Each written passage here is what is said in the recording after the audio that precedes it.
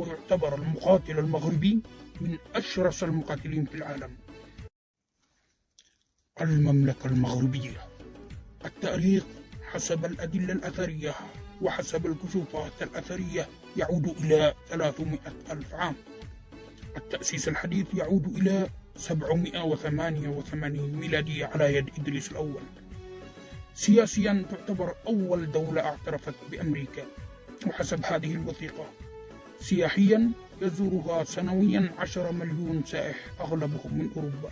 رياضيا تعتبر الأولى عربيا والأنجح إفريقيا في كأس العالم. عسكريا يعتبر جيشها رابع أقوى جيش عربي، ويعتبر المقاتل المغربي من أشرس المقاتلين في العالم. كما تقول الحكمة: إذا جار عليك الزمان إياك أن تتحدى مغربيا. هذا هو الجزء الأول مقتطفات من تاريخ المغرب. إذا كنتم تريدون الجزء الثاني ثم عليكم إلا أن تبلغونا بالتعليقات.